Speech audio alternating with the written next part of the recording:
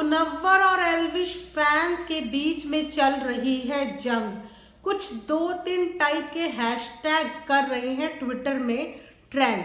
आखिर इन सब चीजों के पीछे वजह क्या है और क्या ये सब चीजें करनी इतनी ज्यादा जरूरी है? So hello hi, welcome back to my channel earth mom Dehradun. Channel में न्यू है तो सब्सक्राइब करें, वीडियो पसंद आए तो लाइक शेयर जरूर करें और यस बेल नोटिफिकेशन जरूर ऑन कर दीजिए ताकि मैं जब भी कोई न्यू अपडेट डालूं आपको उस चीज का नोटिफिकेशन मिल जाए। सो विदाउट फर्दर डिले चलिए शुरू करते हैं आज की वीडियो। सो दोस्तों, ट्विटर पे ट्रेंड कर रहे हैं 2-3 टाइप के हैशटैग्स, जिनमें से एक हैशटैग है मुन्ना का बाप एल्विश। सबसे पहली प्रॉब्लम जिस वर्ड से मुझे हुई वो था बाप शब्द। भैया इस पूरी जगह में कहीं पे फैमिली है ही नहीं, तो जब किसी की फैमिली बीच में है ही नहीं तो उसकी फैमिली के किसी भी सदस्य का नाम लेना मुझे पर्सनली अच्छा नहीं लगा। और सबसे ज्यादा प्रॉब्लम पता है ये किन के लिए है?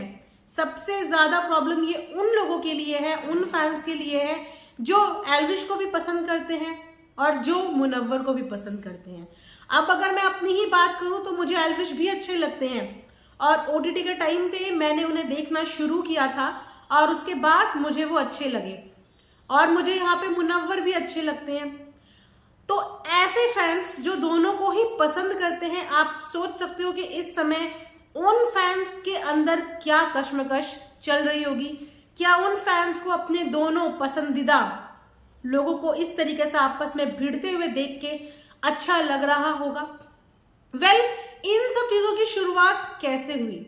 आए दिन आप मुनव्वर के बारे में काफी सारी न्यूज सुनते रहते हैं। वो लड़की बाज है, उसने इसको धोखा दिया, उसकी ये गर्लफ्रेंड, उसकी वो वाइफ, बहुत सारी अलग अलग तरीके की खबरें जो आए दिन मुनव्वर के बारे में आप लोग सुनते ही हो।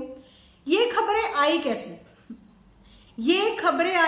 और ये जो हैशटैग्स की लड़ाइयां हैं ये क्यों शुरू हुई?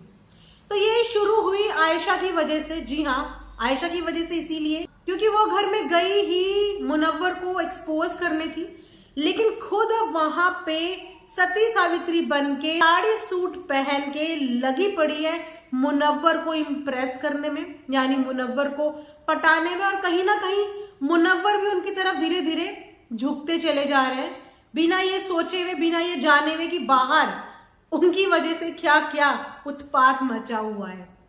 तो जितनी सारी बातें आयशा ने घर के अंदर आने के बाद जो टॉक्सिसिटी फैलाई, जो नेगेटिविटी फैलाई, उसी नेगेटिविटी का रीजन है कि बाहर के लोगों ने, बाहर की ऑडियंस ने मुनव्वर को उन्हीं नजरों से देखना शुरू कर दिया। जो यहाँ पे ट्रेंड चल रहा है वो दोनों ही जगह से चल रहा है, यानी कि एल्विश के फैंस ने भी वो ट्रेंड किया है, उन्होंने भी एक हैशटैग को ट्रेंड कर दिया है, और वहीं पे मुनव्वर के फैंस ने भी एक हैशटैग को ट्रेंड किया है, ड्रग एडिक्ट एल्विश। सबसे पहला सवाल मेरा ये कि भाई क्यों, मतलब क्यों, ऐसी क्या जरूरत है? क्यों ये सब करते हो? क्यों कम्युनिटी के नाम पे, रिलीजन के नाम पे लड़ाई झगड़ा करते हो? जिंदगी में, लाइफ में वैसे ही नेगेटिविटी की कमी नहीं है, कम से कम आप लोग तो सोशल मीडिया पे इस तरीके की हेट मत फैलाएं।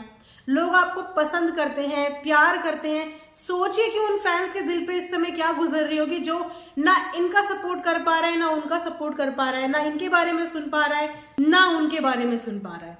अब ये ड्रग एडिक्ट एल्विश, अभी थोड़े दिन पहले, मतलब बीते दिनों में एल्विश के ऊपर एक एलिगेशन लगाया गया था।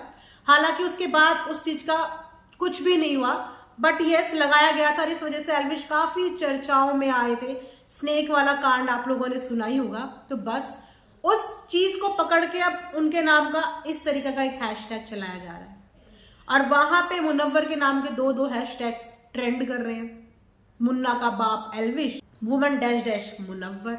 सो प्लीज यार ऐसा मत करो। दोनों ही सोशल मीडिया इन्फ्लुएंसर्स हैं। आज लड़ाई हो रही है, कल एक हो जाएंगे, बट ये जो चीजें, जो ये हेट फैल जाती है ना सोशल मीडिया पे, इस हेट की वजह से बहुत सारे फैंस के बीच में भी आपस में डिस्प्यूट हो जाते हैं और फैंस को ये सब चीजें बिल्कुल भी पसंद नहीं आती हैं। मुनव्वर तो घर के अंदर है, अभी तक उन्हें पता ही नहीं है कि बाहर उनके नाम की क्या क्या चर्चाएं, क्या क्या चीजें चल रही हैं। और कहीं ना कहीं इन सब चीजों का मेन कारण आयशा ही है, लेकिन वो बिल्कुल सेफ जोन में है। उसको लोग भूल गए हैं कि उसने एक्चुअल में घर के अंदर घुस के क्या रायता फैला दिया, जिस रायते की वजह से बाहर की दुनिया में भी अलग किस्म का रायता फैल रहा है। सो मेरी आप सबसे यही रिक्वेस्ट है, all the Elvish fans and all the Munawar fans, कि गाइज हम भी उन ऑडियंस में से हैं जो दोनों को ही इक्वल पसंद करते हैं, और हमें यहां से बैठ के देखने में, इन दोनों फैन क्लब्स के बीच में लड़ाई देखने में बिल्कुल भी अच्छा नहीं लग रहा है। हम लोग खुद असमंजस में हैं कि किस तरीके से किसको रोका जाए।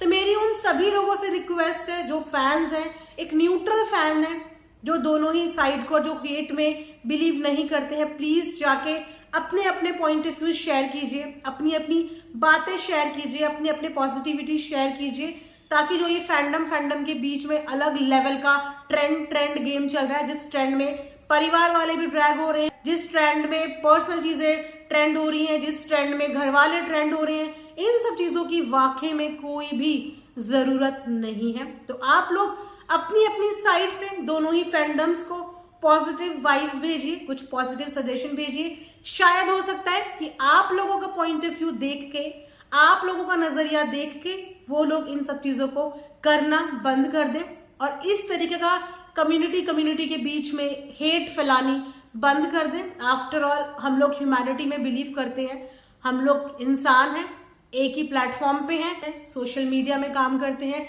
तो मुझे लगता है कि सोशल मीडिया में आने वाला हर बंदा सोशल इन्फ्लुएंसर ही है। इसके अलावा वो किसी कम्युनिटी से बिलोंग करे, वो उसका एक पर्सनल जोन है, एक पर्सनल मैटर है।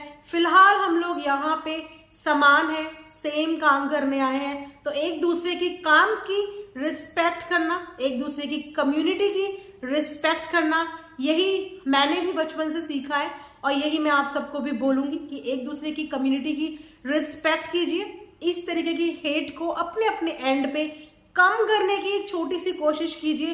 हो सकता है कि आपकी कोशिश की वजह से ये हेट कम हो जाए और आप लोगों के दोनों पसंदीदा इन्फ्लुएंसर्स एक साथ बहुत जल्द हमें देखने को मिले। यू नेवर नो, बिकॉज ये लड़ाइयां कुछ भी परमानेंट नहीं होती हैं। गेम खत्म होने के साथ सब कुछ खत्म हो जाता है, उसके बाद एक ट्रेंड चलता है, लास्ट में पता चलता है कि फैन क्लब तो आपस में लड़ रहा है, लेकिन जिनके लिए लड़ रहे हैं उनके अंदर एक दूसरे के लिए कुछ हेट है ही नहीं, वो इस मैटर को रिजॉल्व भी कर चुके होते हैं।